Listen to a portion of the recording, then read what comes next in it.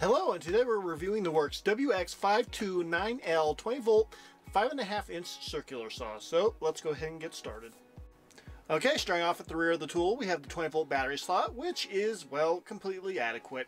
The battery's locked in place nice and securely, and I've had zero issues with any sort of play or looseness. As a matter of fact, this is probably one of the tighter battery slots that I have seen on pretty much any tool. So, absolutely no complaints here, and everything works as intended.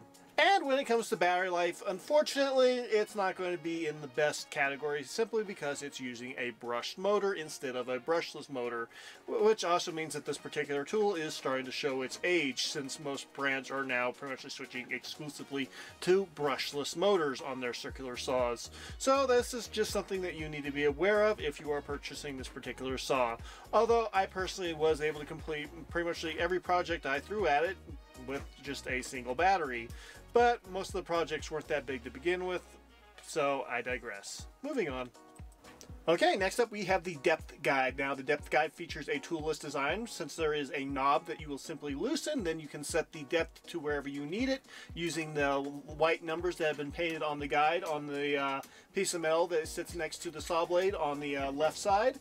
And then once you have the numbers lined up with the arrows that are located near the base of the tool, then you can tighten the knob and then you will be all set to go. I haven't had any issues with the depth guide slipping, and as a matter of fact, there was one point where I thought I might need to get a pair of pliers in order to loosen the depth guide so I could adjust it to a different position. But at the end of the day, I didn't need to end up using a pair of pliers. As far as I'm concerned, everything here works as intended, and even though the knob is made out of plastic, it seems to be made out of a fairly high quality plastic, so I don't have much of a concern about it, well, breaking, as long as you don't leave it out in the sun for days at a time. So yeah, everything here is fairly routine, and it gets a pass from me. Moving on. Okay, next up we have the base. The base on this particular circular saw is made out of metal and it has been painted black. Now I personally prefer aluminum bases, but that's just my own personal preference. There is a ruler that has been molded into the metal on the front of the circular saw, like on pretty much all circular saws, so that you know where your 0 point or cutting point is, and to let you know how many inches over your blade or where you have the saw positioned. So everything here is pretty standard. The only thing I would change would be the fact that it doesn't come with, well, a knob for securing a width guide, unfortunately. And the fact it doesn't have a width guide or the knob to secure one is a disappointment. So that is something that I would change on it. But other than that, everything's pretty standard, and that's about the sum of it. Moving on. Okay, next up we have the onboard Allen wrench. The onboard Allen wrench is located below the motor housing on the underneath side of the tool, and is going to allow you to, well, change the blade when you need to change the blade. The fact that they included an onboard tool is always a nice feature, but for me personally, I would have liked it to be a little bit more beefy just because this one feels a little bit, well, weak. But I haven't had any issues while changing the blade using the Allen wrench, so it still gets a pass. And the fact that they include it really is the story here, because a lot of brands don't seem to include onboard Allen wrenches for when you need to change the blade, and that's just a crime against humanity. So yeah, this gets a, well, passing grade for me. Moving on. Okay, next up we have the bevel lock. The bevel lock is located on the front of the tool as usual and features a plastic knobbed metal screw which will allow you to toollessly change the angle of the bevel on this particular, well, saw. Now the bevel will be able to be changed anywhere between 0 degrees up to 50 degrees, and that's really about all I have to say about it. Being that this is a 5.5 inch circular saw, the vast majority of people will never even use this, but for those who do find this particular feature useful and do have a, well, use for it, it seems to work just fine. Just be careful that you don't overestimate how much this particular saw can cut because, well, like I said earlier, it's a very small blade. Moving on. Okay, next up we have the spindle lock. The spindle lock is located just to the right of the blade housing and is made out of a black plastic with several lines for better grip. Honestly, there isn't much to say about it other than the fact that there are multiple spots along the rotation of the blade where you can lock the blade into place. Well, not really lock, but hold the blade in place by pressing the button, and then that will allow you to, well, use the onboard tool in order to loosen the blade so that you can change it. Yeah, that's really about it. It's a fairly common design, and there really is nothing wrong with it, and it gets a pass. Moving on. Okay, next up we have the retractable blade guard, which is made out of a clear plastic and features a fairly large handle for when you need to pull the blade guard back. Overall, there really isn't anything super special about it, and everything works as intended. Your fingers will not get anywhere near the blade as long as you are gripping the end of the handle, and, well, that's about it. I would have liked to have seen some way of maybe locking the blade guard into the open position so that you wouldn't have to slow down if you need to make consecutive cuts on a piece of lumber, but I can understand why they didn't elect to give us that feature, and it could just be some sort of a safety regulation too. But at the end of the day, everything here works as intended, and so it gets a pass. Moving on. Okay, next up we have the integrated vac or desk port on this particular circular saw. It's been built into the top guard and will allow you to hook a vacuum into this particular portion of the saw for an easier cleanup. It does not eliminate all dust when using this particular circular saw, but it will help reduce the amount of cleanup after you get done with your projects. It's a nice feature and it is an innovative design, so quite frankly I like having it. The only downside is this particular circular saw did not come with a cap like it was supposed to when I purchased it as part of a kit from Sam's Club about 2 years ago around Christmas time. So quite frankly that is a little bit of a disappointment, but it's nothing to be held against the saw itself. I do like this design and I kind of wish more manufacturers would integrate this design into their particular, well, saws. So yeah, let's go ahead and move on. Okay, next up we have the blade locking bolt.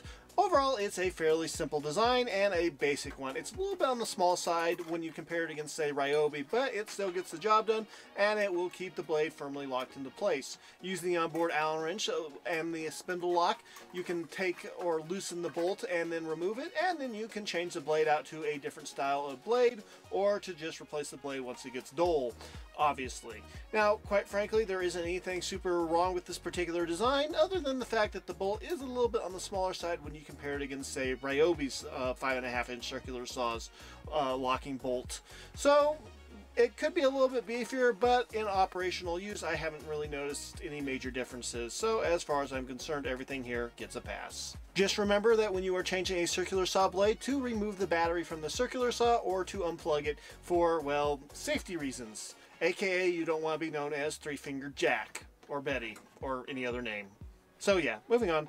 Okay, next up we have the trigger and safety, which are basically one and the same. In order to pull the trigger, you will have to push the safety over each and every time, since it isn't always on safety. Now, you can push the safety from either the left side or right side, so this is left-handed friendly. And both the trigger and safety are made out of a bright orange plastic, which is, well, very easy to see and find even in a darker environment, which shouldn't be a problem anyway, but just FYI. Now, this particular circular saw is not variable speed, which means you have one speed to work with. However, it does achieve that speed, and it achieves that speed very quickly, almost instantaneously, I would say.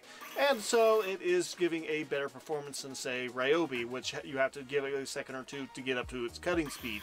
It does also feature an e-brake, which is also another feature that Ryobi's 5.5-inch circular saw is lacking. So at the end of the day, this is a fairly good showing, and this is actually better than what I was expecting. So as far as I'm concerned, everything here is definitely a pro in my opinion. Moving on. Okay, next up we have the grips and ergonomics of the tool. Overall, the grips on this particular circular saw, both the forward and rear grips, are completely satisfactory. The ergonomics seem fairly natural, and I don't really have any major complaints about where your thumbs or fingers rest, and you don't really have to strain too much in order to activate the trigger. Quite frankly, everything here is completely satisfactory, and I don't have any major complaints. Both the forward and rear grip are covered in a harder rubberized texture than what you'd find on a Ryobi tool, and is more closely akin to what you'd find on, say, a Makita power tool. There is no texture grooves inside the rubberized texture, which is a little bit more of a basic feeling and doesn't allow you to grip it as well as, say, something with a textured rubberized pattern. And so if your hands get sweaty, there's more of a chance that your hands might slip, but honestly, you're probably going to be wearing gloves while using a circular saw anyway, so it doesn't really matter all that much in the long run. So yeah, personal preferences aside, there really is nothing wrong with this particular circular saw, and it gets the job done when it comes to the grips and ergonomics. Without a battery, the tool weighs 2,451 grams, which is just shy of 5.5 pounds. And with a 4 amp hour battery, it weighs 3,133 grams, which is just shy of 7 pounds. Okay, let's go ahead and talk about this particular circular saw in use. And I have to say that it actually was fairly nice to use. The ergonomics are good, unlike some of Worx's other tools where the triggers are misplaced or not well aligned with the safeties or have weird angles. Everything on this particular circular saw seems to be fairly well laid out, and it makes it a pleasure to use. The motor on it seems to be able to handle pretty much anything you throw at it as long as it'll fit onto that blade. And as long as that blade is sharp enough, you won't have much of an issue. But once that blade starts to get a little bit duller, then you're going to start having some issues with it being able to complete jobs, say cutting through multiple 2x4s in a short period of time.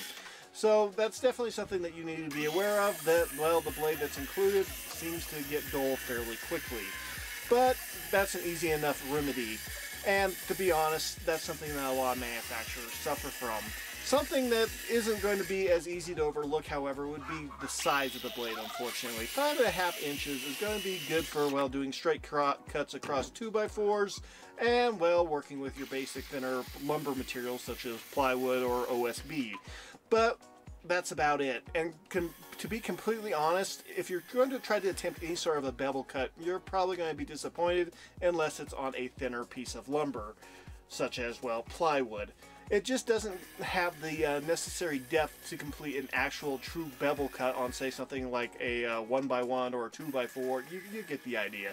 It just isn't going to be the best option. Honestly, a lot of people even think that the 6.5-inch circular saws aren't quite cutting it. And, well, most people won't even buy a circular saw if it's going to be under, well, you know, 7.5 inches. Or, sorry, 7.25 inches. And quite frankly, I can understand why. For me personally, I really like my miter saw when it comes to working with 2x4s and other materials, so this isn't really that big of a deal to me. But for a lot of people, if you don't have the room for an actual miter saw, you're probably going to be better off getting a larger circular saw. But if you do end up picking up this particular saw as part of, say, a kit from Sam's Club around the holidays, it isn't a bad option just to have on hand. And honestly, circular saws are very handy for when you need an absolute fast and straight cut, as long as you know what you're doing. If you use this with a speed square, I think you'll be fairly happy with the overall performance.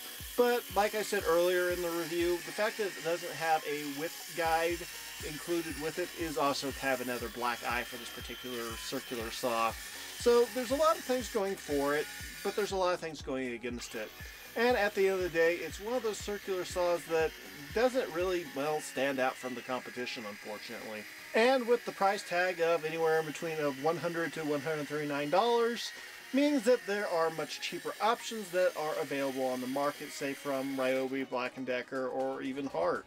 So there really is kind of a mixed bag here, unfortunately. But with that being said, let's go ahead and recap with the pros and cons.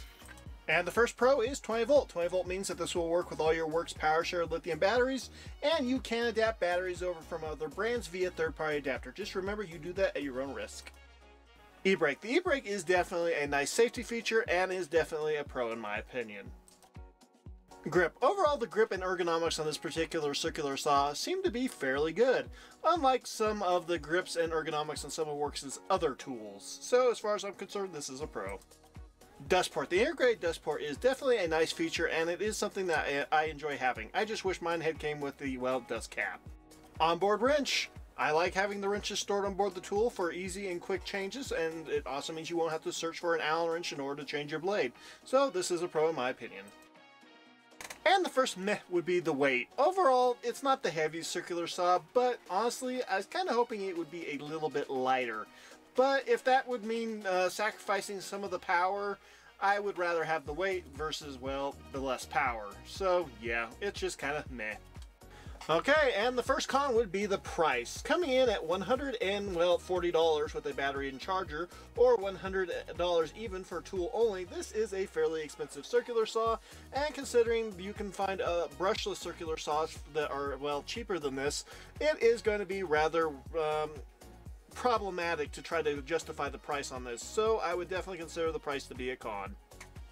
And last but not least, the final con would be no width guide. Unfortunately, when I purchased my first circular saw, which was a Makita, it came with a width guide, and so I always assumed that most circular saws come with width guides. They do not, and I really hate that. So, yeah, moving on. And that's it for the pros and cons. Final thoughts on this particular circular saw, and is it worth it? It's not a horrible circular saw, it's just overpriced. It's definitely not worth $140 or even $100. If it was somewhere priced in between $60 to $80, it would be far easier to recommend. But considering that it's getting, well, quite long in the tooth, it doesn't feature a brushless motor, and, well, quite frankly, it just isn't going to be a great option for a lot of different jobs or purposes because of that small blade, I just can't really recommend this particular circular saw, and I really would highly recommend anybody who is currently looking for a circular saw consider getting the maximum size that is really available in the cordless variety of 7¼ inches, because that's going to give you far more versatility in a lot of different situations. So, quite frankly, the choice is yours, but like I said earlier, I just can't really recommend it at this price point. And that is it for this video. If you liked it, please like and subscribe, and we will see you next time. God bless.